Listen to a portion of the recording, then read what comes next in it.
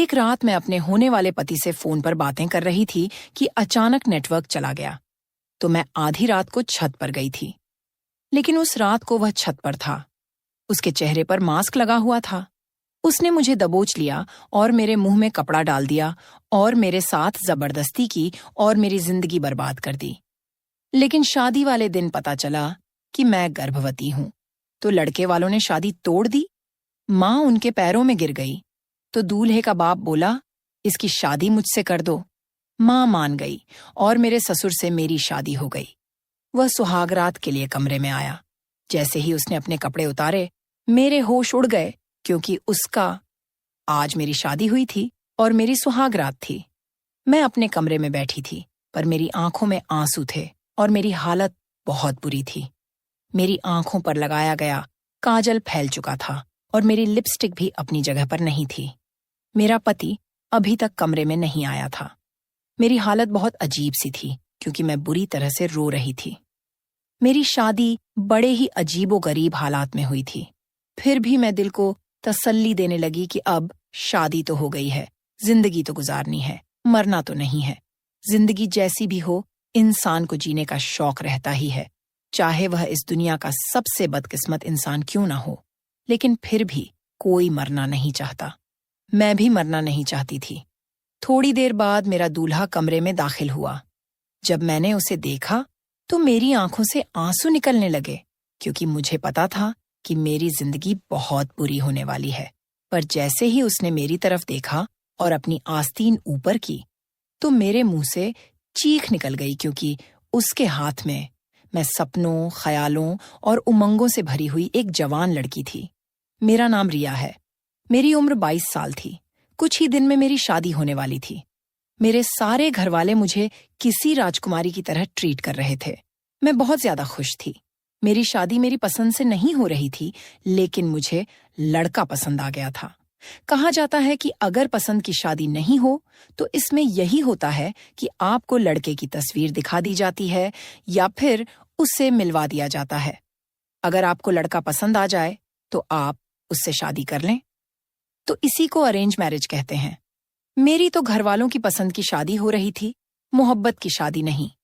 मोहब्बत की शादी वह होती है जिसमें दो लोग एक दूसरे से मोहब्बत करते हैं और उसके बाद शादी करने का इरादा करते हैं।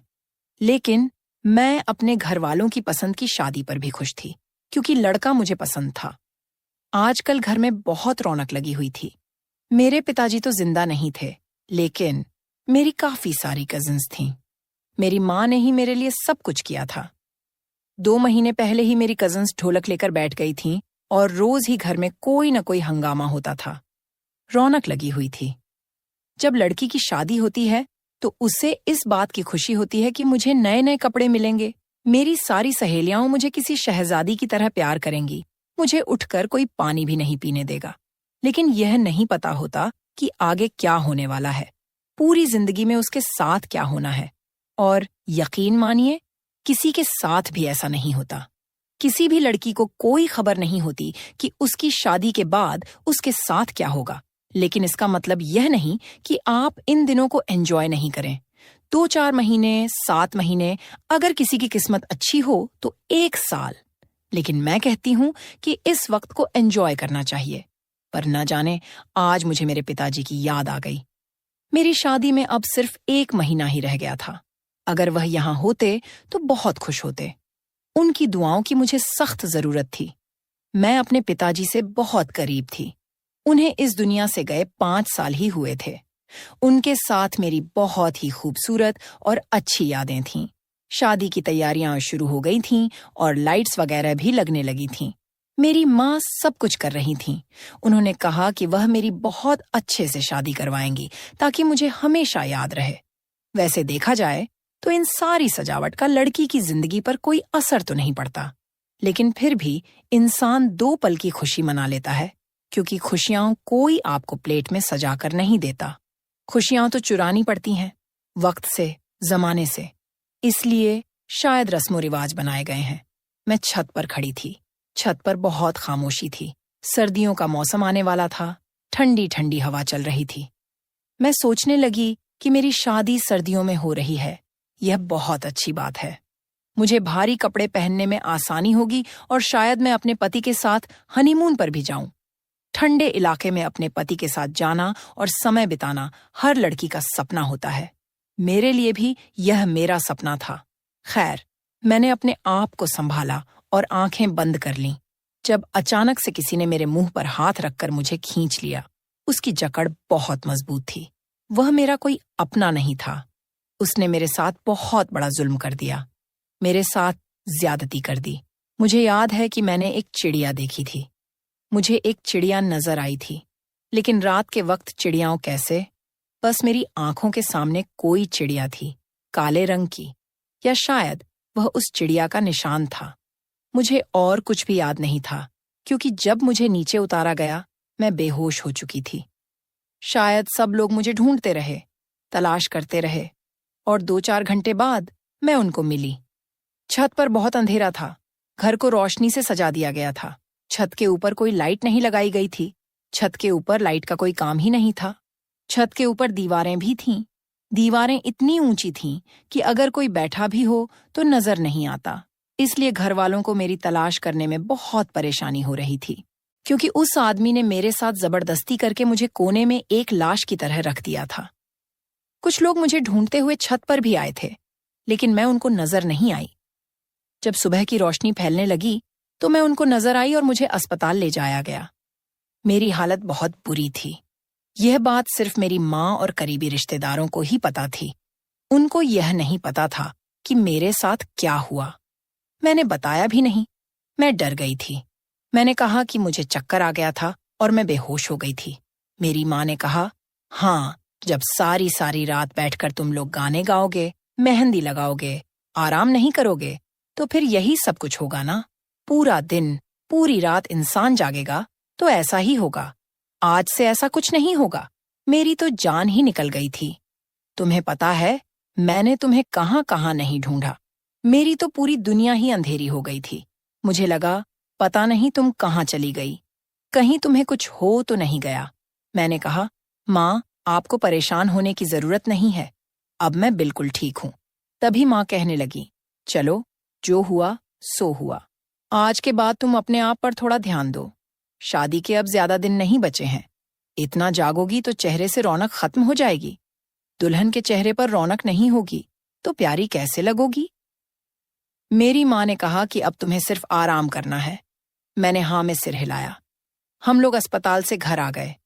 धीरे धीरे वक्त गुजरता गया। मुझ पर जो बीता था वह मैंने किसी को नहीं बताया। मैं अपने होठों को खामोश कर चुकी थी।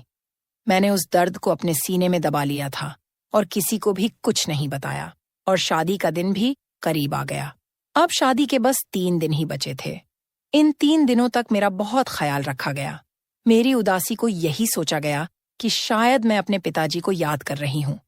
इस घर से और सबसे दूर जाने वाली हूँ, इसलिए मैं परेशान हूँ। लेकिन मैं ही जानती थी कि मेरे साथ क्या हुआ था। पर मैंने अपनी जबान बंद कर ली थी, क्योंकि मुझे पता था कि इसका नतीजा क्या निकलने वाला था। मुझे नहीं पता कि वह कौन था जिसने मेरे साथ यह सब कुछ किया। लेकिन अभी भी मैं अपनी जिंदगी को बर्बाद होने से बचा सकती थी, खामोश रहकर। यह सब कुछ कर सकती थी। मुझ पर क्या गुजर रही थी सिर्फ मैं ही जानती थी, लेकिन किसी को कुछ बता नहीं सकती थी। कभी कभी आंखों में आंसू आ जाते थे। मैं बेकाबू हो जाती तो बस यही बोल देती कि पिताजी की याद आ रही है, आप लोगों से दूर जाने के दुख में परेशान हूं। बाकी घर में इतनी रौनक लगी हुई थी कि ज्यादा किसी का मुझ पर ध्यान नहीं गया। और मैंने भी अपने ऊपर कंट्रोल करने की बहुत कोशिश की। और आखिर मेरे शादी का दिन आ गया। बस आज का यह दिन गुजर जाता तो मेरी जिंदगी में सब कुछ ठीक हो जाता। वक्त का यही इलाज था कि वक्त गुजर जाता। आप लोग यह सोच रहे होंगे कि शादी भी नहीं करनी चाहिए थी, किसी और की जिंदगी बर्बाद नहीं करनी चाहिए थी। लेकिन यह फैसला करना मेरे बस में नहीं था। यह फिल्मों में हो सकता है, लेकिन असल जिंदगी में बड़ा मुश्किल है। एक लड़की की शादी टूट जाना इससे भी ज्यादा बुरा होता है। हमारे समाज में एक लड़की की शादी टूट जाने से फिर कोई उसे कभी भी इज्जत की नजर से नहीं देखता। मैं अपने लिए इतना बड़ा सजा कैसे चुन सकती थी? मुझे तो पहले ही बहुत बड़ी सजा मिल चुकी थी। अब मैं दूसरी सजा अपने लिए नहीं चुन सकती थी। मेरी एक ननद थी ससुर थे और मेरी सास थी और मेरा पति एकलौता बेटा था। वह लोग बारात लेकर आ चुके थे। बारात आ गई थी। अभी मुझे बाहर तो बिठाया नहीं गया था, लेकिन मेरी ननद मेरे कमरे में आ गई। उसने मुझे देख लिया और कहा, आप तो बड़ी खूबसूरत लग रही हैं भाभी। वैसे मैं बहुत खूबसूरत थी और आज मैं दुल्हन के जोड़े में बेहद खूबसूरत लग रही थी। मेरी ननद मेरे पास आई और बैठ गई। अभी कुछ ही देर हुई थी कि अचानक से मुझे उल्टी आने लगी। अगर वह मेरे और करीब रहती तो शायद मैं उसके ऊपर ही उल्टी कर देती। मैंने मुंह पीछे कर लिया। उसने कहा, भाभी क्या हो गया है आपको? मैंने कहा, वह दरअसल डाइटिंग कर रही हूं ना, तो मेरे पेट की हालत अजीब सी हो गई है और टेंशन से भी ये सब कुछ हो रहा है। उसने कहा, परेशान होने की क्या जरूरत है? आज तो आपकी शादी है, आपको खुश होना चाहिए। मैंने अपने आप को संभाल लिया, पर थोड़ी देर बाद फिर से मुझे उल्टी आने लगी। मेरी ननद ने मुझे अजीब नजरों से देखा और कहा, मैं 1 मिनट में आती हूं। इतना कहकर वह वहां से चली गई। मेरी माँ को यह बात पता चल गई कि मुझे उल्टियां हो रही हैं। मेरी माँ कहने लगी, क्या उल्टा सीधा खा लिया है तूने? तेरी ननद ने भी तुझे ऐसे करते हुए देख लिया। तुझे नहीं पता बेटा, लोग उल्टी सीधी बातें करते हैं कि दुल्हन उल्टियां कर रही है। मैंने कहा, क्यों, किसी को उल्टी नहीं आ सकती? मेरी माँ ने कहा, जवान लड़कियों को ऐसे शादी वाले दिन थोड़ी ना उल्टी आती है। तुझे यह नहीं पता कि जवान लड़की की उल्टी आने से उसे किस बात से जोड़ा जाता है। इतनी भी तो बेवकूफ नहीं है, ये तो तुझे पता है। मैंने कहा, माँ, यह सब कुछ ड्रामों में होता है। मैंने कहा कि मैंने अपनी ननद को कह दिया था कि मैं डाइटिंग कर रही हूं, इसलिए मेरे साथ ऐसा हो रहा है। मेरी माँ ने कहा, तो तुमने डाइटिंग की है और यह भी तुमने मुझे नहीं बताया, इसलिए तेरे साथ ऐसा हो रहा है। शादी होने वाली है, फिर भी उल्टी सीधी हरकतें करती रहती हो। क्या जरूरत है तुझे डाइटिंग करने की? एक तो मैं बहुत परेशान थी, ऊपर से मेरी माँ मुझे 4 बातें सुनाने लगी। मैंने कहा, माँ बस कीजिए, अब मुझे बिल्कुल भी अच्छा नहीं लग रहा है, इसीलिए आप मुझे ज्यादा कुछ मत कहिए। मैंने माँ से ज्यादा बहस करना नहीं चाहा, क्योंकि मैं भी इंसान हूं, मेरी जुबान भी फिसल सकती थी। मैंने बड़ी मुश्किल से सब कुछ छुपा लिया और मुझे स्टेज पर बिठा दिया गया। लेकिन मैं स्टेज पर थोड़ी देर ही बैठी थी कि मेरी आंखों के आगे अंधेरा छाने लगा और मैं बेहोश हो गई। मुझे होश नहीं आ रहा था। मुझे बाद में पता चला कि जब मुझे होश नहीं आ रहा था तो मेरी ननद ने सबके सामने कहना शुरू कर दिया, पहले भाभी उल्टियां कर रही थी, अब भाभी बेहोश हो गई है। आखिर ये मामला क्या है? ससुराल वाले तो ऐसे ही होते हैं, वो आपके लिए कभी अच्छे नहीं होते। आप उनको सीधी बात बताओ तो उनको उल्टा सुनाई देता है, और यहाँ पर तो मैं खुद फंस गई थी। पहले मुझे उल्टियां आ रही थी, उसके बाद मुझे चक्कर आ गए। तो उन्हें शक तो होना ही था कि लगता है बात कुछ और है। आखिर कब तक मैं इस बात को छुपा सकती थी? मैं तो बड़ी परेशान हो गई, लेकिन मरती क्या ना करती। अभी तो मुझे सबकी नजरों का सामना करना था, सबके सवालों के जवाब देने थे। पता नहीं वे मेरे बारे में क्या समझेंगे। सब कहने लगे, अरे कोई डॉक्टर को बुलाओ, आखिर दुल्हन को क्या हो गया है। शादी में ही एक शख्स आया हुआ था जो डॉक्टर था। उसने मेरा चेकअप किया तो वह हैरान रह गया। तब तक मुझे होश आ चुका था। जब उसने यह खबर सुनाई, उसने कहा कि मैं मां बनने वाली हूं। यह बात सबके लिए ही बहुत अजीब थी। मेरी मां ने कहा, मैं तेरा मुंह नोच लूंगी, तूने ये बात भी कैसे कर दी? मेरी बेटी की शादी है और तू इसके बारे में कैसी बातें कर रहा है? ऐसा कुछ नहीं है, मेरी बेटी का किसी के साथ कोई ताल्लुक नहीं है। मेरी सास ने सबके सामने कहना शुरू कर दिया, ताल्लुक नहीं है तो फिर यह गर्भवती कैसे हो गई? डॉक्टर ने खुद कहा है। मेरी माँ कहने लगी, देखिए ऐसा मत कहिए, मेरी बेटी कभी कोई गलत काम नहीं कर सकती, वह तो आज तक किसी लड़के से बात तक नहीं की है। मेरी माँ डॉक्टर से कहने लगी, ऐसा तुम क्यों कह रहे हो? कह दो ये झूठ है, बहुत बड़ा तमाशा बनेगा। डॉक्टर ने कहा, कोई बात नहीं, हो सकता है मैं गलत भी हूं, अभी टेस्ट करवा लेते हैं। यहां पर एक लेबोरेटरी वाले को मैं जानता हूं, वह आधे घंटे में टेस्ट की रिपोर्ट भी दे देगा। मैंने कहा, मैं बिल्कुल टेस्ट नहीं करवाऊंगी। मेरी माँ ने कहा, तू क्यों टेस्ट नहीं करवाना चाहती है? सबके सामने मेरी इज्जत की नीलामी मत कर, चुपचाप जो कहते हैं वह कर ले। मुझे पता था कि मैं ही मुश्किल में थी। उन्होंने मुझसे टेस्ट करवा लिया। आधे घंटे में उसने व्हाट्सएप पर वही रिपोर्ट अपने फोन पर ऑन करके सबके सामने दिखा दी। उसने कहा, यह लड़की माँ बनने वाली है, इसमें कोई झूठ नहीं है। अब तो रिपोर्ट भी सामने आ गई है। मेरी माँ ने मेरी तरफ ऐसे देखा जैसे वह मुझे जानती ही नहीं और जैसे मैं उनकी बेटी ही नहीं हूं। सारे लोग बातें बनाने लगे। मेरी ननद भी उल्टी सीधी बातें करने लगी। मेरी सास तो कहने लगी, भगवान का शुक्र है इस लड़की से मेरे बेटे की शादी नहीं हुई। मैं अपने सिर झुकाए सबकी बातें सुन रही थी। मेरे पास कोई जवाब नहीं था। मेरी सास ने मेरी माँ को बहुत बातें सुनाई।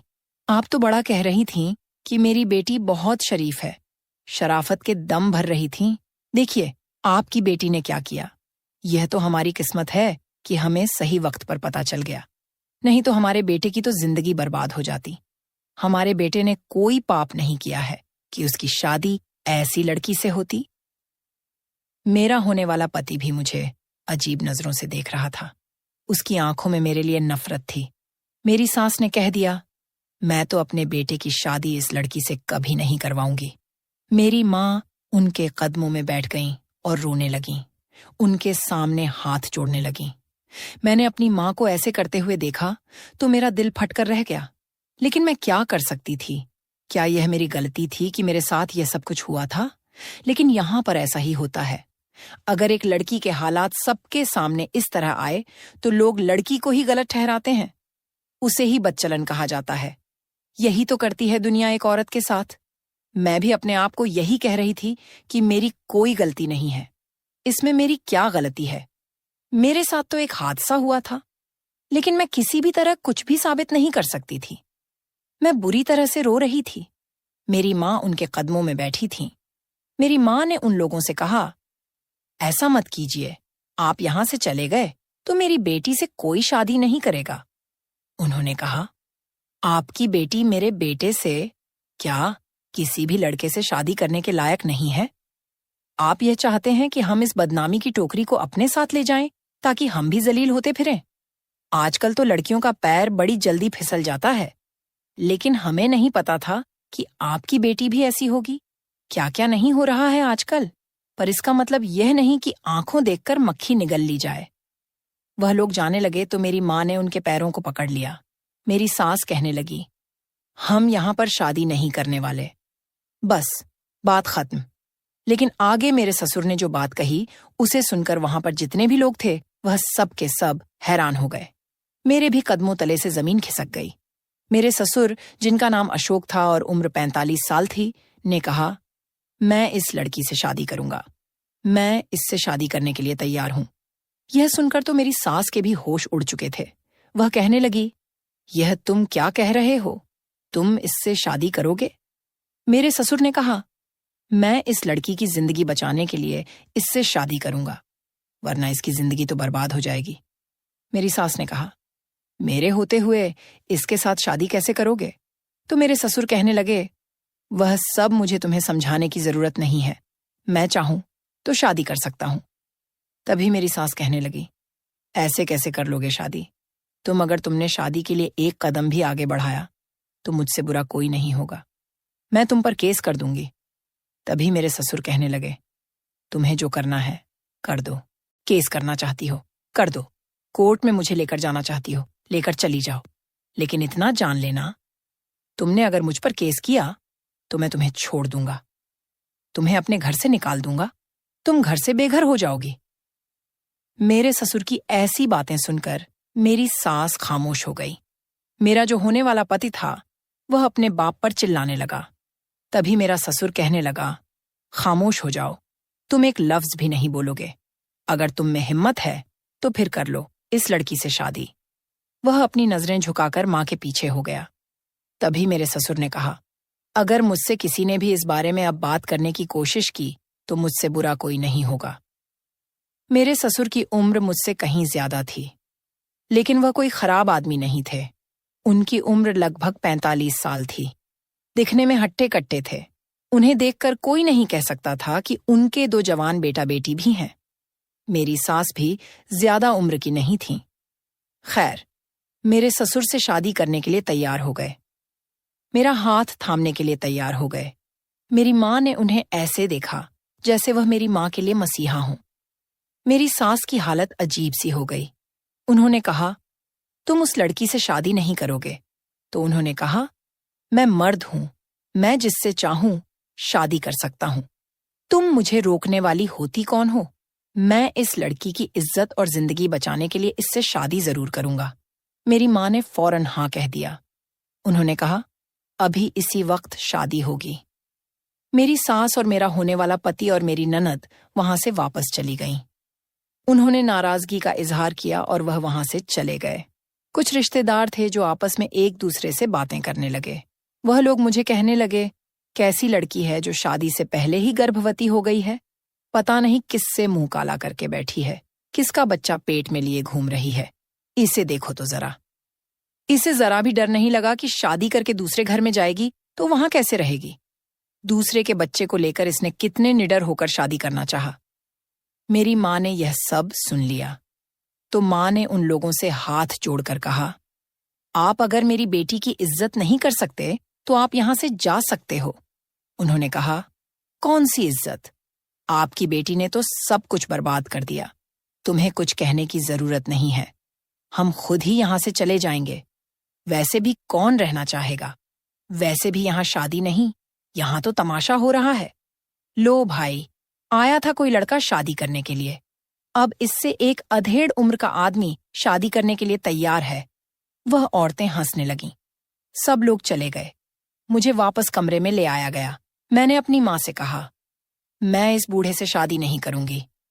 तो मेरी माँ ने मेरे मुंह पर थप्पड़ दे मारा। मेरी माँ ने कहा, तू इससे शादी नहीं करेगी। अगर तू इससे शादी नहीं करेगी तो तुझसे कोई शादी नहीं करेगा। और मुझमें अब इतनी हिम्मत नहीं है कि मैं तुझे बिन ब्याही माँ बनाकर अपने साथ रखूं और लोग मुझे ताने दें, मेरा जीना मुश्किल करें, तेरा जीना हराम करें। इससे अच्छा है कि तू इस आदमी से शादी कर ले। तूने एक बार भी नहीं सोचा मेरी इज्जत के बारे में। तुमने मेरा एक बार भी ख्याल नहीं किया। बिना बाप के तुझे मैंने कैसे पाला है यह मैं ही जानती हूं। मैंने अपने बारे में कभी नहीं सोचा। मैंने सिर्फ तुम्हारे बारे में सोचा। लेकिन तुमने मेरी इज्जत का जरा भी ख्याल नहीं किया। तूने मेरी इज्जत का सौदा कर दिया। मैंने अपनी माँ से कहा, माँ, आप एक बार मेरी बात तो सुन लें। मैं आपको सब कुछ बताती हूं। मेरी माँ ने कहा, कुछ भी बताने का अब वक्त नहीं है। और आखिरी बात यह है कि तू माँ बनने वाली है। तेरी कोख में किसी का बच्चा है और तू वहां पर दुल्हन बनी बैठी थी। एक दुल्हन जिसकी शादी है और पता चलता है कि वह अपनी शादी वाले दिन ही गर्भवती है, तो फिर ऐसी लड़की का साथ यह समाज क्या करेगा?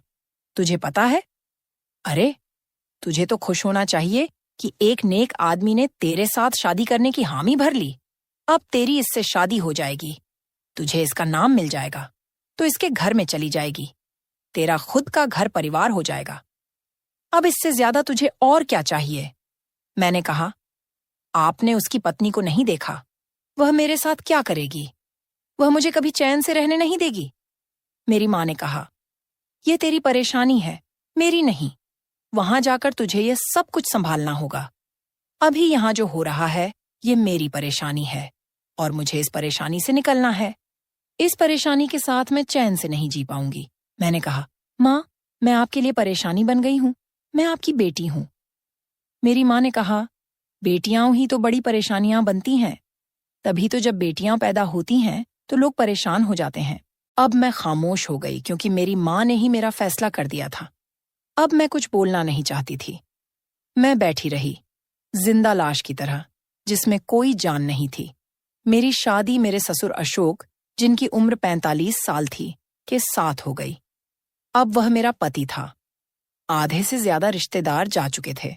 जो खड़े थे वह सिर्फ तमाशा देखने के लिए ही खड़े थे। कुछ ऐसे थे जो मेरी माँ को तसल्ली भी दे रहे थे, लेकिन साथ यह भी कह रहे थे कि आपने अपनी बेटी की अच्छी परवरिश नहीं की है। आपका पति भी तो इस दुनिया में नहीं था ना, और आप कमाई में लग गईं। आपने बेटी को छोड़ दिया।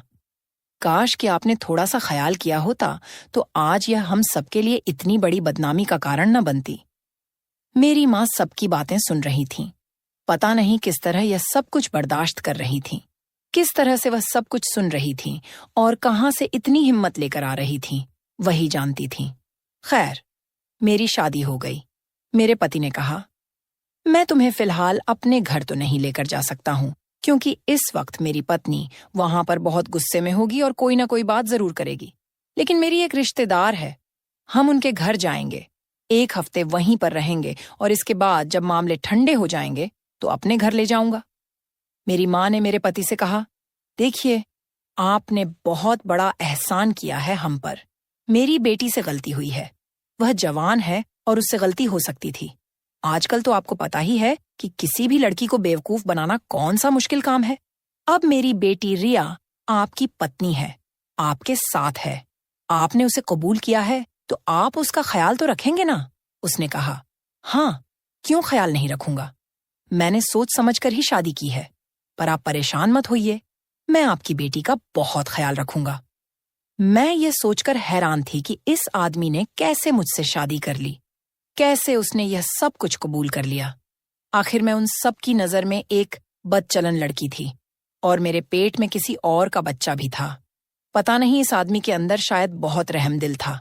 एक वह आदमी था जिसने मेरे साथ यह जुल्म किया और एक यह आदमी है जो मेरी मदद कर रहा था।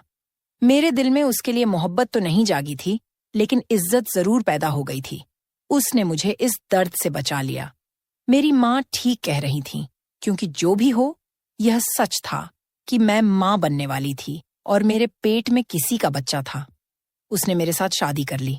खैर, 2-4 घंटे में अपनी माँ के घर ही बैठी थी, लेकिन न मेरी माँ मुझसे कोई बात कर रही थी और न ही कोई और। मैंने अपनी माँ से कहा, अगर मेरी परवाह नहीं है आपको, तो फिर यह क्यों कह रही थी कि मेरी बेटी का ख्याल रखना? मेरी माँ ने कहा, चाहे कुछ भी हो, रहेगी तो तू मेरी बेटी ही। लेकिन जो तुमने किया है, उसके लिए मैं तो तुझे कभी माफ नहीं करूंगी। अपने घर चली जा और वापस मेरे घर आने की कोई जरूरत नहीं है। बार बार चक्कर लगाने की कोई जरूरत नहीं है। मैंने कहा, माँ, मैं आपको सब कुछ बताना चाहती हूँ। मेरी माँ ने कहा, क्यों, मुझे किस्सा सुनाकर मेरा दिल जलाना चाहती हो? क्या बताओगी मुझे कि कैसे उस लड़के से मिली थी? तुम लोग छिप छिप कर एक दूसरे से मिलते थे। अगर तुम किसी और लड़के को पसंद करती थी, तो फिर तुमने शादी के लिए हाँ क्यों की? तुमने पहले मुझे क्यों नहीं बताया कि तुम किसी और लड़के को पसंद करती हो? मैं तुम्हारी शादी उसी से हंसी खुशी करवा देती। तुम्हें इतना तमाशा करने की क्या जरूरत थी? तुमने खुद का तमाशा तो बनाया ही, मेरी परवरिश का भी तमाशा बना दिया। तुम्हारा बाप भी इस दुनिया में नहीं है। वह भी अगर जिंदा होता तो तुम्हारी पसंद को जरूर समझता। तुमने यह कैसे समझ लिया कि तुम्हारी माँ नहीं समझेगी? तुम्हें मुझे बता देना चाहिए था, कम से कम मुझे बता देना चाहिए था। मैंने कहा, माँ, आप मेरी बात नहीं सुन रही हैं। आप मेरी बात सुनेंगी? आपको लगता है मैं ऐसा कर सकती हूँ? मैं आपकी बेटी हूँ, आपने मेरी परवरिश की है। क्या आपको अपनी परवरिश पर भरोसा नहीं है? आपको मुझ पर यकीन नहीं है? मैं मानती हूँ, लेकिन कम से कम आप अपनी परवरिश पर तो यकीन करें। तभी माँ कहने लगी, मैं अपनी परवरिश पर कैसे यकीन करूं? आजकल तो बच्चे माँ बाप के हाथों से निकल गए हैं। और हाँ, मुझे तुम पर बड़ा मान था, लेकिन तुमने मेरा मान खराब कर दिया। मुझे अब उस बारे में कोई बात नहीं करनी। मैं माँ के पैरों में बैठ गई और उनको बताना चाहती थी कि मेरे साथ क्या हुआ है। मैं अपनी माँ को अपने बारे में बताने ही वाली थी कि मेरे पति मुझे लेने के लिए आ गया और मेरी माँ ने मुझे उसके साथ विदा कर दिया। हम विदा होकर अपने पति के दोस्त के घर आ गए। मैं एक जगह बैठ गई। इस घर में कोई भी नहीं था, बस मेरा पति था। मैं इधर उधर देख रही थी तो मेरा पति एक कमरे में गया। मैंने उसे झांक कर देखा तो वह बेड बना रहा था, कमरे को सेट कर रहा था। मैं देखकर वापस अपनी जगह पर बैठ गई। थोड़ी देर बाद मेरा पति मेरे पास आया। उन्होंने कहा, जाओ कमरे में, थोड़ी देर में आता हूं। मैं जाकर बिस्तर पर बैठ गई। लगभग 10 मिनट बाद मेरा पति मेरे कमरे में आया। उसने मेरा घूंघट उठाया। मेरी मुंह दिखाई में उसने 15,000 रुपये मेरे हाथों में रख दिए। मैं उन रुपयों को अपने हाथों में रखकर चुपचाप खामोशी के साथ बैठी थी। मैं बहुत ज्यादा परेशान हो रही थी। मेरे चेहरे का सारा मेकअप बिखर चुका था। मेरी आंखों पर काजल बिखरा हुआ था और रोने की वजह से मेरा सारा मेकअप खराब हो चुका था। मेरे बाल भी खराब हो गए। मैं उजड़ी हुई दुल्हन लग रही थी, और शायद मैं यही तो थी, एक उजड़ी हुई दुल्हन। वह आदमी मेरे करीब आया। उसने कहा, मुझे मेरे फैसले पर पछताने मत देना। अच्छी पत्नी बनकर रहना। जो कोई भी तुम्हें नुकसान पहुंचाने के लिए हाथ आगे करेगा, मैं उस हाथ को तोड़ दूंगा। लेकिन तुम भी बदले में मेरी हर बात मानना। मैंने कहा, आपने यह फैसला क्यों किया? उसने कहा, मैं तुम्हारी जिंदगी बर्बाद होते नहीं देख सकता था। मैंने कहा, लेकिन मैं तो आपके बेटे की होने वाली पत्नी थी। फिर आपने मुझे अपनी पत्नी बनाने के बारे में कैसे सोचा? उसने कहा, अब तुम ऐसी बातें मत करो, भूल जाओ। अच्छा हुआ कि तुम मेरे बेटे की बीवी नहीं बनी। वह बहुत अश्लील आदमी है, बहुत बदतमीज है। उसकी परवरिश उसकी माँ ने की है। वह तो मुझे भी इज्जत नहीं देता। कहता है कि मुश्किल वक्त में बाप ने हमारा साथ नहीं दिया, इसलिए उसके बारे में मेरे सामने कोई बात भी मत करना, और मैं कोशिश करूंगा कि तुम्हें अलग घर में ही रखूं। कहीं यह न हो कि वह आते जाते तुम पर नजर रखे। मैं खामोश हो गई। इतना कहकर मेरे पति बेड से उठ गए और उन्होंने अपने जिस्म से शर्ट को उतारना शुरू किया। जैसे ही उन्होंने अपनी शर्ट उतारी, मेरे कदमों तले से जमीन खिसक गई, क्योंकि वह रात जब मेरे साथ जबरदस्ती हुई थी तो मैंने एक चिड़िया देखी थी। मेरी आंखों के सामने एक चिड़िया आई थी। चिड़िया का परछाई था, मुझे वही चिड़िया नजर आई और मैं सब कुछ समझ गई, क्योंकि मेरे साथ जुल्म करने वाला और कोई नहीं बल्कि मेरा होने वाला ससुर था, और उसके हाथों पर चिड़िया का टैटू बना हुआ था। मैं उनसे दूर दूर हटने लगी। उन्होंने कहा, क्या हो गया, कहाँ जा रहे हो? मैंने कहा, वह तुम थे। उसने कहा, क्या मतलब? मैंने कहा, वह तुम ही थे। उसने कहा, कैसी अजीब बातें कर रही हो, पागल तो नहीं हो गई? मैंने कहा, हाँ तुम ही थे। मेरी नजर उस चिड़िया के निशान पर थी और मेरे दिमाग में सब कुछ साफ हो गया था। मैंने कहा, उस रात छत पर जो भी मेरे साथ हुआ, वह करने वाला तुम ही हो। मैं वहां से जाने लगी कि तभी उसने मेरा हाथ पकड़ लिया। उसने कहा, अब इस बात से कोई फर्क नहीं पड़ता। तेरे पेट में मेरा बच्चा है और मैं ही तेरा पति हूं। अब अपनी माँ की और अपनी इज्जत बचाओ और चुपचाप अपनी जिंदगी मेरे साथ गुजार दो। बस, अब मुझे पता था कि मुझे क्या करना है। मैंने एक गुलदस्ता उठाया और उस शख्स के सिर पर दे मारा, और मैं वहां से भाग गई। सीधे अपनी माँ के पास आई और उसे सब कुछ बता दिया।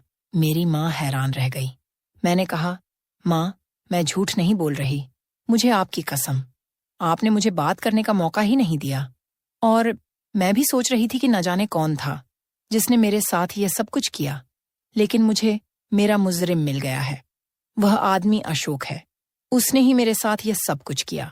उसने मुझ पर गंदी नजर रखी थी। उसने जब से मुझे देखा, उसकी नीयत खराब हो गई। उसने मेरे साथ यह सब इसलिए किया क्योंकि वह चाहता था कि मैं उसके बेटे से शादी न करूं, बल्कि उससे शादी करूं। अगर वह यह सब न करता तो मेरी शादी उसके बेटे के साथ होती। इसलिए उसने मेरे साथ यह सब किया ताकि मेरा तमाशा बन जाए और वह सबके सामने मेरा हाथ थामकर महान बन जाए। मेरी माँ ने मुझे गले से लगा लिया और कहा, मुझे माफ कर दे मेरी बच्ची। मैंने जल्दी जल्दी में तेरे साथ क्या कर दिया, तेरी जिंदगी बर्बाद कर दी। हम कल ही पुलिस स्टेशन जाएंगे और इस आदमी पर केस करेंगे। यह सब कुछ बहुत मुश्किल होगा, लेकिन मैं तुझे उस आदमी के हाथों नहीं पड़ने दूंगी। हमने उस आदमी पर केस कर दिया। ये सब कुछ बहुत मुश्किल था। शायद मुझे बहुत सारे सवालों के जवाब देने पड़ते, पर अभी केस चल रहा है। इस सब में मेरे बच्चे का कोई कसूर नहीं। मैं बच्चे को पैदा करूंगी, इस दुनिया में लाऊंगी, अच्छा इंसान बनाऊंगी। पता नहीं मेरे साथ इतना सब कुछ क्यों हुआ, लेकिन बस तसल्ली है तो इस बात की कि मेरी माँ मेरे साथ खड़ी है। लोगों को पता है कि बुरा मेरे साथ हुआ है। लोग फिर भी बातें करते हैं, लेकिन अब मुझे किसी की परवाह नहीं। बस मुझे बहुत ज्यादा हिम्मत से काम लेने की जरूरत है और उम्मीद है कि सब कुछ ठीक हो जाएगा। मैंने अब सोच लिया है कि मुझे अपनी जिंदगी को आगे बढ़ाना होगा। मेरी माँ का साथ और उनकी हिम्मत मेरे लिए बहुत जरूरी थी। पुलिस स्टेशन जाने के बाद जब हमने केस दर्ज करवाया तो पुलिस ने मेरी बात ध्यान से सुनी। मैं हर एक डिटेल को याद करने की कोशिश कर रही थी, जो भी मैंने उस रात देखा और महसूस किया, सब कुछ। पुलिस ने मुझे सपोर्ट दिया और कहा, आपको डरने की जरूरत नहीं, हम आपकी मदद करेंगे। इस बात ने मुझे थोड़ा आत्मविश्वास दिया। मेरे केस की सुनवाई का दिन आया और मैं कोर्ट में गई। जब मैंने अपना बयान दिया तो मेरी आवाज थोड़ी कांप रही थी, लेकिन माँ ने जितनी हिम्मत दी उतनी रखी। मैंने बताया कि वह सिर्फ मेरा पति नहीं बल्कि मेरे लिए एक खौफ है। कोर्ट में सब लोग सुन रहे थे। उनकी आंखें मुझ पर ठहरी हुई थीं। वह आदमी वहां खड़ा था। उसकी आंखें गुस्से से भरी हुई थीं, लेकिन इस बार मुझे उससे डर नहीं लग रहा था। मेरे बयान के बाद मेरी माँ खुद को संभालते हुए बोली, ये लड़की मेरी बेटी है। इसने जो भी झेला है उसकी कहानी सुननी चाहिए। मेरे दिल में खुशी थी कि मेरी माँ मेरे लिए खड़ी थी। कोर्ट की सुनवाई के बाद मुझे समझ आ गया कि मुझे सिर्फ अपनी जिंदगी के लिए नहीं बल्कि उन सभी लड़कियों के लिए भी लड़ना है जो ऐसे ही मुश्किल वक्त से गुजर रही हैं। मुझे खुद पर विश्वास था और मैं चाहती थी कि मेरी कहानी दूसरों तक पहुंचे ताकि वे भी समझ सकें कि उन्हें कभी अपने हक के लिए लड़ना नहीं छोड़ना चाहिए। जब कोर्ट का फैसला आया तो मेरी माँ और मैं खुश थीं। अशोक को सजा मिल गई थी, लेकिन मैं जानती थी कि इस सब के बाद भी मेरे लिए बहुत कुछ नया शुरू करना होगा। मैंने अपने बच्चे को पैदा करने का फैसला किया और इस बार मुझे अपने लिए सोचना था। मेरी माँ ने मेरी तरफ देखते हुए कहा, तुम्हें अब नई शुरुआत करनी चाहिए। तुम्हें अपने सपनों के पीछे भागना चाहिए।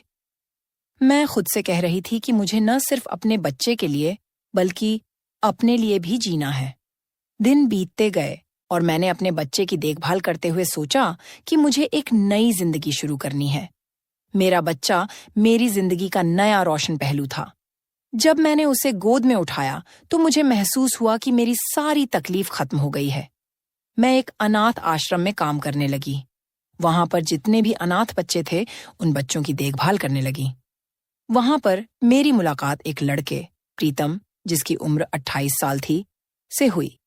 उस लड़के को मेरी सारी हकीकत पता थी। एक दिन वह मेरे पास आया और उसने आगे से आकर कहा कि वह मुझसे प्यार करता है और मेरा हाथ थामना चाहता है और मेरे बच्चे के साथ मुझे अपनाना चाहता है। दोस्तों, अब आप ही मुझे बताइए, क्या मुझे प्रीतम से शादी कर लेनी चाहिए या मुझे अपने बच्चे के साथ ही अकेली जिंदगी गुजारनी चाहिए? कमेंट करके जरूर बताएं। दोस्तों, उम्मीद करती हूँ आपको हमारी कहानी पसंद आई होगी। कहानी पसंद आई है तो वीडियो को लाइक और चैनल को सब्सक्राइब नहीं मिली थी। मैंने चिंता से रिक्शा स्टैंड की ओर देखा। कानों में पत्नी की आवाज गूंज रही थी, शाम को कुछ लेते आइएगा। आज गुड़िया ने पहली बार नवरात्रि का व्रत रखा है। अचानक एक बूढ़ी औरत मेरे रिक्शे के पास आकर बोली, बेटा, मुझे घर छोड़ दोगे? वह बेहद गरीब महिला थी। मन में ख्याल आया कि इसे घर छोड़ देता हूं, क्या पता इसकी आशीर्वाद से कोई सवारी मिल जाए। जैसे ही मैंने उसे उसके दरवाजे पर छोड़ा और वापस मुड़ने लगा तो सामने का दृश्य देखकर मेरे होश उड़ गए। क्योंकि नवरात्रि का महीना था, लोगों के घरों में तरह तरह के पकवान बन रहे थे। मंदिरों में सजावट हो रही थी और हर गली में माता के जागरण और गरबे की तैयारियां चल रही थीं। लेकिन दूसरी तरफ हम जैसे गरीब लोग थे जो इस बात से परेशान थे कि इस पावन समय में सब कुछ महंगा हो गया था, चाहे वह दूध हो, फल हो या प्रसाद का सामान। सुबह से ही दिल बहुत बोझिल था। काम लगभग ठप पड़ा था और ऊपर से मेरी रिक्शा भी टूट चुकी थी, जिसकी मरम्मत जरूरी थी। लोग उसकी हालत देखकर बैठने से कतराते थे। अब सोच रहा था, घर का खर्च चलाऊं या रिक्शे की मरम्मत करवाऊं। दोनों में से एक ही कर सकता था। सुबह पत्नी ने जब चाय के साथ बासी रोटी रखी तो अपने होंठ काटते हुए धीरे से बोली, शाम को कुछ लेते आइएगा। आज गुड़िया का पहला व्रत है।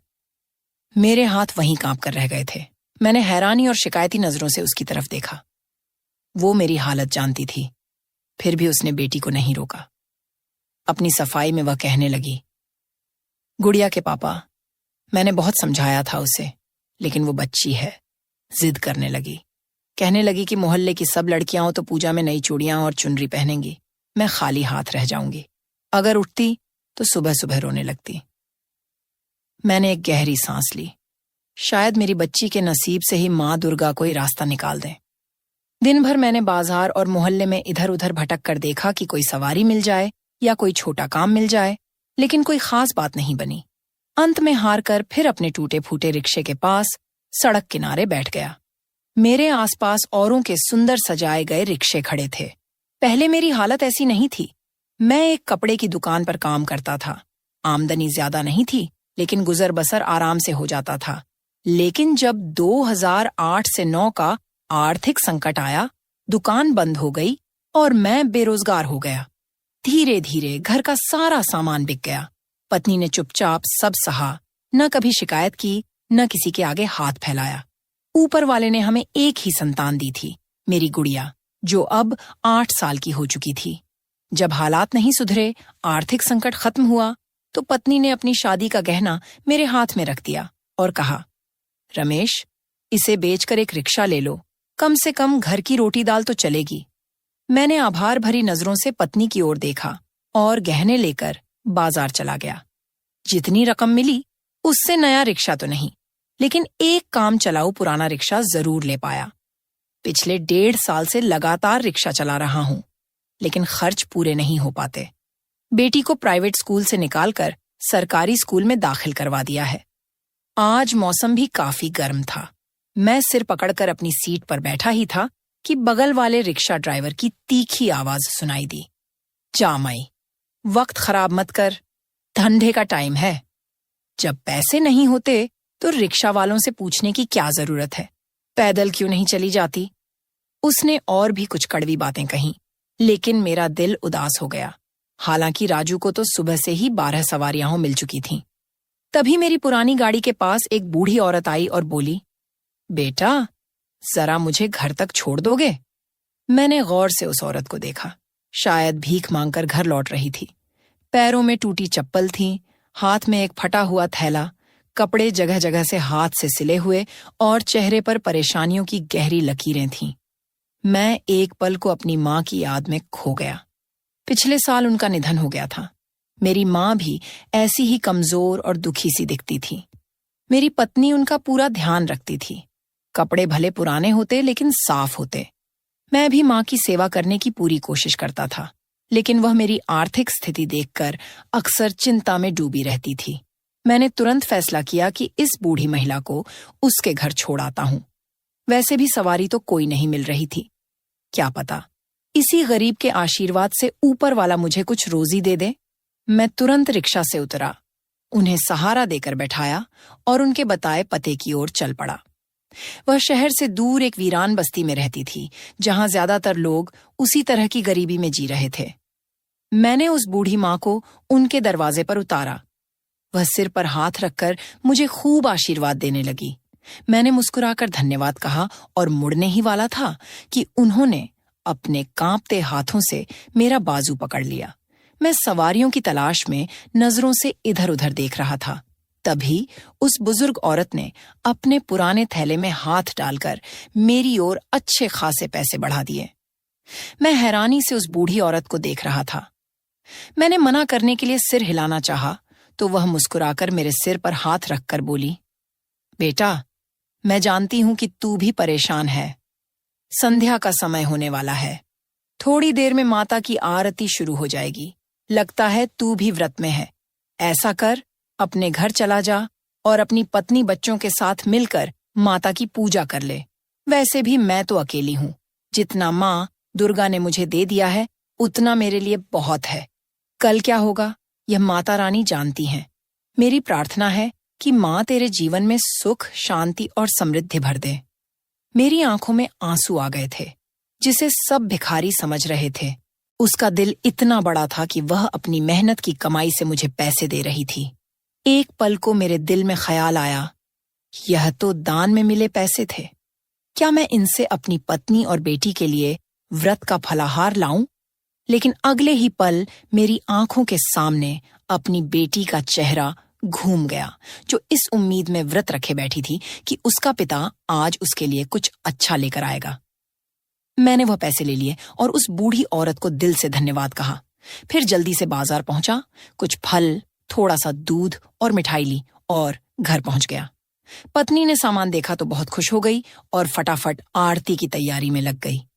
मेरी बेटी खुशी से उछल रही थी। शाम की आरती का समय हो गया था। मैं हाथ मुंह धोकर मंदिर की ओर चल पड़ा। मंदिर में पूजा करके कुछ देर एक खंभे से टिक कर बैठ गया। तभी मोहल्ले के शर्मा जी कुछ लोगों के साथ बातें करते दिखे। वो बड़े गर्व से बता रहे थे कि नवरात्रि में उन्होंने वैष्णो देवी में भंडारा करवाया है और आज मोहल्ले के मंदिर में भी उनके खर्च से प्रसाद वितरण हो रहा है। मैंने दुख और अफसोस के साथ उनकी ओर देखा और सोचा, काश शर्मा जी को इस बात का एहसास होता कि इसी मोहल्ले में कई ऐसे गरीब और जरूरतमंद लोग रहते हैं जो असल में इस भंडारे के हकदार हैं। काश वो दिखावे की जगह ऐसे घरों में चुपचाप राशन पहुंचवा देते तो ज्यादा पुण्य मिलता। मैं चुपचाप वहां से उठकर घर लौट आया। आरती की घंटियां बजने लगीं और हम तीनों ने मिलकर पूजा की। मैंने और मेरी पत्नी ने अपनी बेटी को अपने हाथों से फलाहार करवाया। फिर मैंने जेब से 100 रुपये निकाले और बेटी को दिए और कहा, बेटा, यह तुम्हारा 100 रुपये का दान है, इनाम है।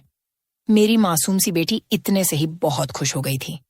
फिर वह और मेरी पत्नी स्नान करके मंदिर जाने लगी संध्या आरती के लिए। मैं भी पूजा के बाद फिर मंदिर पहुंचा। वहां सब लोग शर्मा जी की तारीफें कर रहे थे कि उनके घर से कितना अच्छा प्रसाद आया था। शर्मा जी हाथ जोड़कर सबका धन्यवाद कर रहे थे। तभी मेरी नजर कुछ बच्चों पर पड़ी जो प्लेटों में बचा हुआ प्रसाद फेंक रहे थे। भगवान के प्रसाद का ऐसा अपमान देखकर मेरा दिल बहुत दुखा, मगर कुछ कहना खुद पर मुसीबत बुलाने जैसा होता।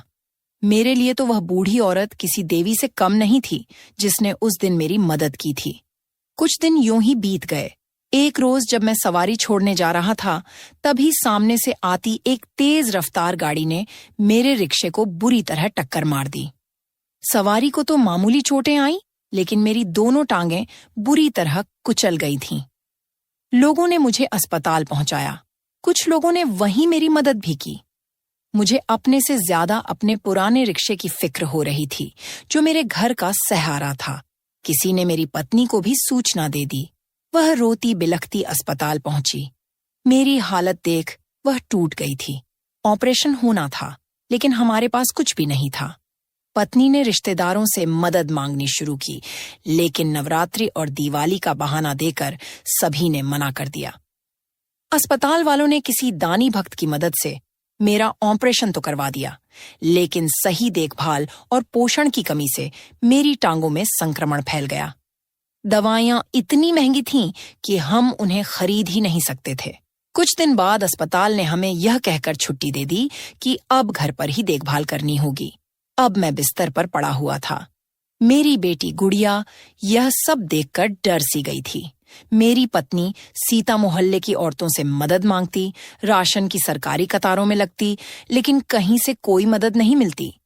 वह सीधी सादी औरत थी, दुनिया की चालाकियां नहीं जानती थी। कई बार लोग बहाने से मदद के नाम पर उसका मजाक बना देते या अपमानित कर देते और वह रोती हुई लौट आती। मैं दिन रात भगवान से प्रार्थना करता रहता कि इस दुखद परीक्षा से मुक्ति मिले। मोहल्ले के मंदिर के पुजारी जी को हमारे हालात का पता था। वे नवरात्रि में माँ दुर्गा की पूजा के बाद बचा हुआ भोग और प्रसाद हमारे लिए भिजवा देते थे।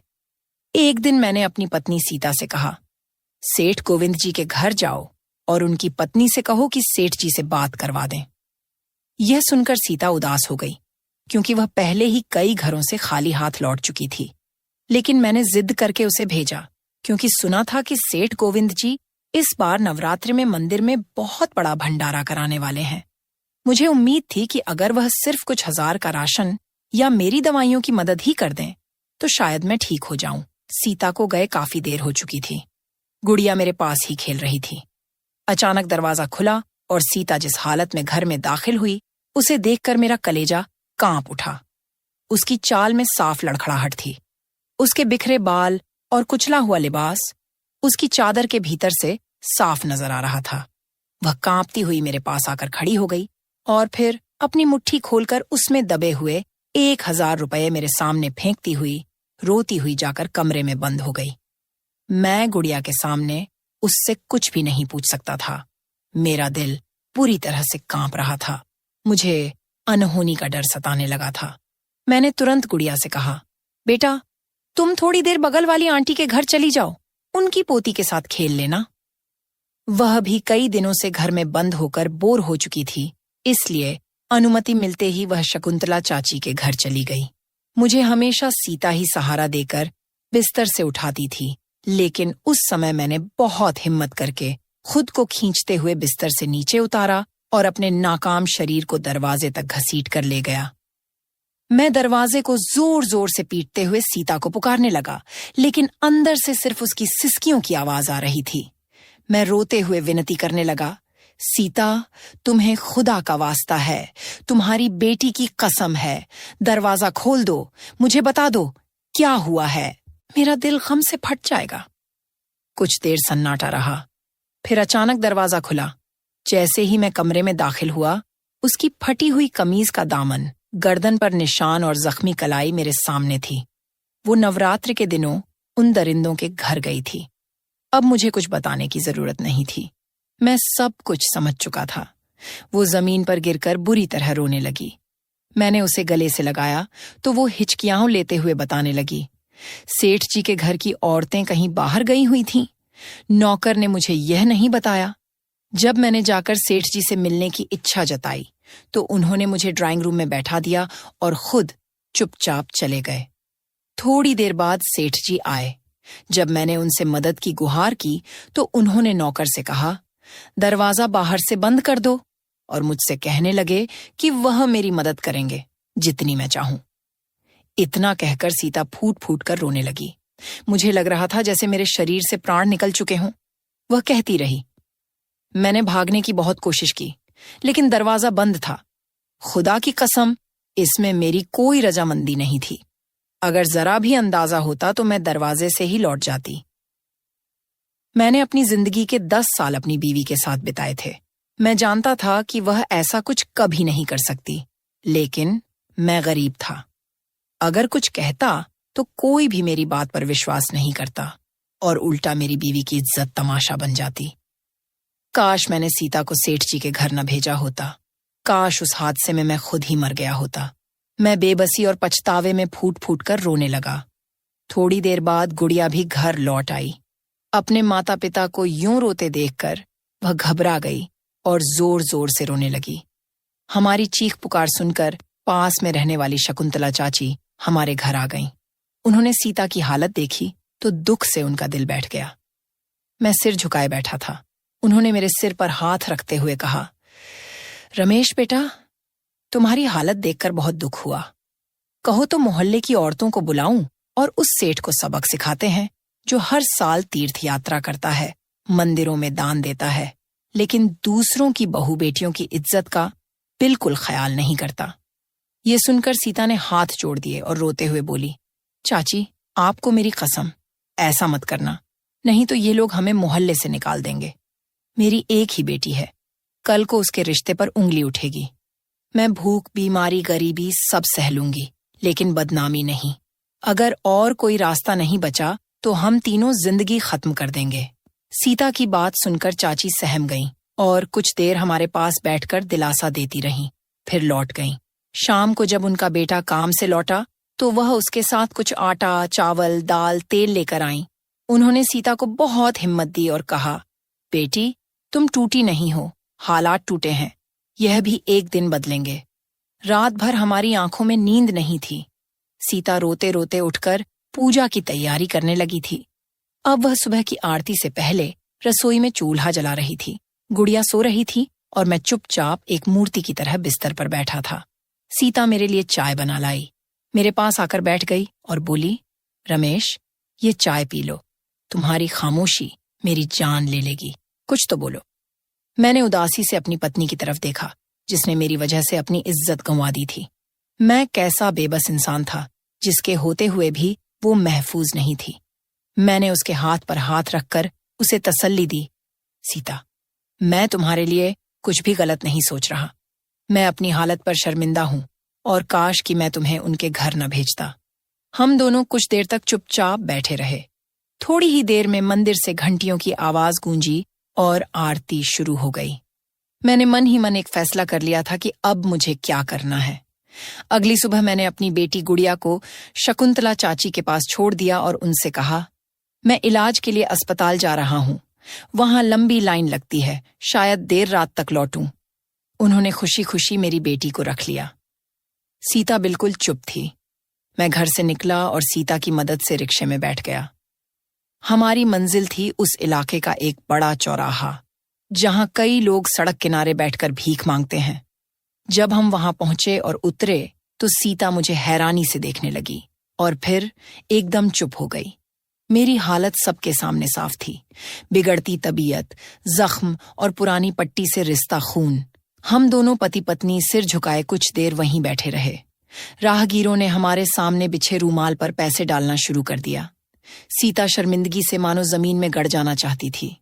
मैंने खुद अपने हाथ फैला दिए थे। हम दोनों की जुबान अब भी खामोश थी।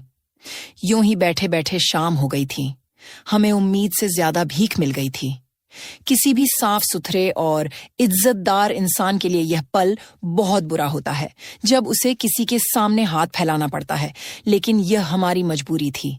कल तक सूखी रोटी खाने वाले आज हादसे के बाद भिखारी बन गए थे, पर यह कम से कम किसी दरिंदे के हाथों अपनी इज्जत खोने से लाख गुना बेहतर था। हम लोग चुपचाप अपने मोहल्ले लौट आए। शकुंतला चाची हमारे इंतजार में ही थी। सीता गुड़िया को अपने साथ ले आई थी। काफी समय बाद हमारे पास इतने पैसे थे कि हम पेट भर खाना खा सके और थोड़ा बहुत बच भी गया। यही सिलसिला पूरे नवरात्रि चलता रहा। कभी हम गुड़िया को शकुंतला चाची के पास छोड़ते और कभी उसे साथ ले जाते। मैं जानता था कि इससे मेरी बेटी के मन पर बुरा असर पड़ेगा, लेकिन सीता ने उसे समझा दिया था कि वह इस बारे में किसी से कुछ न कहे। एक दिन हम तीनों, मैं, सीता और गुड़िया, फुटपाथ पर बैठे थे। तभी हमारे सामने एक कार आकर रुकी। उसमें से जो शख्स उतरा उसे देखकर मेरी पेशानी पर बल पड़ गए, क्योंकि वह सेठ गोविंद का बड़ा बेटा था। वह शायद वहां किसी काम से आया था। उतरते ही उसने अपने मोबाइल से मेरी और सीता की तस्वीरें लेना शुरू कर दी। वहां मौजूद लोगों ने उसे रोकने की कोशिश की तो वह बहस करने लगा और बोला, यह आदमी हमारे मोहल्ले का है। मोहल्ले के लोग इसकी बहुत मदद करते हैं। मेरे पिताजी ने खुद इसकी बीवी के इलाज के लिए पैसे दिए थे, लेकिन यह आदमी जानबूझकर यहाँ बैठकर भीख मांगता है ताकि भीख को धंधा बना सके। उसकी बातें सुनकर कुछ लोग हमें बुरा भला कहने लगे और कुछ उसे रोकने की कोशिश करने लगे। लोगों ने समझा बुझाकर उसे वहां से हटा दिया। अब लोग हमें संदेह की नजरों से देखने लगे। मेरे पास मेरी सारी मेडिकल रिपोर्ट्स थीं। मैंने वहां खड़े लोगों से कह दिया, मैं शौक से भीख नहीं मांग रहा हूं। मोहल्ले वालों ने अगर कभी हमारी मदद की भी होती तो बदले में मेरी पत्नी और बेटी के साथ उनका व्यवहार बेहद खराब होता। अगर मैंने अपने ऑपरेशन के लिए पैसे जमा नहीं किए तो मेरी दोनों टांगें काटे जाने का खतरा है। मैं चाहकर भी वहां मौजूद लोगों को यह नहीं बता सका कि जो व्यक्ति हमारी बेइज्जती करके चला गया है, उसके पिता ने मेरी पत्नी के साथ क्या क्या बुरा व्यवहार किया था। इसी बीच वहां एक गाड़ी आकर रुकी। उसमें से एक नौजवान महिला उतरी। वह वहां जमा लोगों से कहने लगी, क्या तमाशा बना रखा है आपने एक गरीब की मजबूरी का? हटिए यहां से। उस महिला की बात सुनकर वहां से सभी लोग चले गए। वह महिला सीता से कहने लगी, मुझे यहां आपकी मदद करने के लिए किसी ने भेजा है। आइए, मेरे साथ चलिए। उसकी यह बात सुनकर मैं और मेरी पत्नी एक दूसरे की ओर हैरानी से देखने लगे और फिर हम उसके साथ चल पड़े। उसकी गाड़ी एक बहुत बड़े बंगले के सामने जाकर रुकी। हम तीनों हैरान परेशान उस आलीशान बंगले को देख रहे थे। जब हम भीतर पहुंचे तो वहां एक बूढ़ी औरत बैठी हुई थी, जिसे देखकर मैं जैसे स्तब्ध रह गया। यह तो वही बेहद गरीब महिला थी जो उस रोज भीख मांगने के बाद मेरे रिक्शे में बैठकर अपने घर गई थी और जिसने मुझे काफी पैसे भी दिए थे और कहा था कि कुछ ही दिन में तुम्हारी जिंदगी बदल जाएगी। वह बूढ़ी औरत मेरी ओर मुस्कुराते हुए उठकर आई और मेरे सिर पर हाथ रखकर उस महिला से बोली, नेहा बेटी, यही है वह नौजवान जिसने उस दिन मुझे घर पहुंचाया था। उस महिला, जिसका नाम नेहा था, ने हमारा तहे दिल से धन्यवाद किया और जो बात हमें बताई उसे सुनकर तो मेरे पैरों तले जमीन ही खिसक गई। असल में वह बूढ़ी औरत कोई भिखारिन नहीं थी, बल्कि उसके सौतेले बेटे ने उसके पति की मृत्यु के बाद उसे हर चीज से बेदखल कर घर से निकाल दिया था। इसी कारण वह किसी चौराहे पर भीख मांगने लगी थी और फिर अपने पुराने मकान में जाकर रहती थी। नेहा उस वृद्धा की सगी बेटी थी जो शादी के बाद अपने पति के साथ अमेरिका चली गई थी। जिस दिन मैंने उस बूढ़ी माँ को उनके घर छोड़ा था, ठीक अगले ही दिन नेहा अपनी माँ को खोजते खोजते उनके पुराने मकान तक पहुंची और उन्हें अपने साथ अपने बड़े से बंगले में ले गई। उस वृद्धा ने नेहा को बताया कि एक दिन उसकी तबीयत बहुत बिगड़ गई थी और वह घर लौटने के लिए ऑन्टो या कोई साधन ढूंढ रही थी, लेकिन कोई भी उसे ले जाने को तैयार नहीं था। तभी मैंने उसे अपने रिक्शे में बैठाकर उसके घर छोड़ा था। उसका इरादा था कि वह अगले दिन मुझे ढूंढकर अपने जीवन भर की जमा पूंजी में से कुछ धन दे दे, लेकिन वह 2 दिन तक बिस्तर से उठ ही नहीं सकी। जब वह तीसरे दिन मंदिर के पास वाले चौराहे पर पहुंची तो वहां उसे पता चला कि रमेश का बुरी तरह एक्सीडेंट हो गया है और अब वह अपाहिज होकर अपने घर पर बिस्तर पकड़ चुका है। यह सुनकर माँ बेटी दोनों मुझे ढूंढने लगीं, लेकिन तब तक मेरी हालत इतनी खराब हो चुकी थी कि मुझे मजबूरी में मंदिर के बाहर भीख मांगनी पड़ी। वहीं स्थानीय सेठ गोविंद के बेटे ने मेरी और मेरी पत्नी की तस्वीरें सोशल मीडिया पर डाल दी थीं और यह भी लिखा था कि यह आदमी जानबूझकर अपना भेष बदलकर लोगों की भावनाओं का फायदा उठाकर भीख मांग रहा है। ऐसे ठगों से सावधान रहें और इन जैसे फर्जी लोगों की मदद करके असली जरूरतमंदों का हक न छीनें। यह खबर देखते ही देखते पूरे सोशल मीडिया पर फैल गई थी। जब नेहा ने मेरी तस्वीर अपनी माँ को दिखाई तो वह बूढ़ी औरत तुरंत मुझे पहचान गई और अपनी बेटी से कहा, यही है वह शख्स जिसने उस दिन मेरी मदद की थी। और इसी तरह नेहा हमें ढूंढती हुई उस चौराहे पर आ पहुंची थी। मैंने कभी अपने काम में भी नहीं सोचा था कि एक बूढ़ी औरत की थोड़ी सी मदद करने का इतना बड़ा इनाम हमें मिलेगा। नेहा एक सामाजिक कार्यकर्ता थी और एक बहुत बड़ी संस्था चलाती थी, जिससे वह सैकड़ों जरूरतमंद परिवारों की देखभाल कर रही थी। यह सब वह अपने दिवंगत पिता की सीख को पूरा करने के लिए कर रही थी। नेहा ने मेरा बेहतरीन इलाज करवाया और 2 महीने बाद ही मैं अपने पैरों पर खड़ा हो गया था। मैंने अच्छे दिनों में मैट्रिक तक की पढ़ाई की हुई थी। जैसे ही मेरी तबीयत ठीक हुई, नेहा ने मुझे अपनी संस्था में ही एक सामाजिक कार्यकर्ता के रूप में रख लिया। मेरी पत्नी ने भी नेहा के घर में नौकरी कर ली थी और वह अब उस बुजुर्ग माँ का ख्याल रखती थी, जिनका नाम सरस्वती था। जब भी मैं नेहा के साथ किसी जरूरतमंद व्यक्ति को ढूंढने और उसकी मदद करने जाता हूँ, तो मुझे भीतर से एक आत्मिक खुशी होती है, जिसे मैं शब्दों में नहीं बयां कर सकता। अगर वे लोग जिन्हें भगवान ने दौलत दी है, जरूरतमंदों का ध्यान रखना शुरू कर दें, तो न कोई भूखा सोएगा और न ही कोई गरीब और मजबूर इंसान अपनी लाचारी में आत्महत्या करेगा।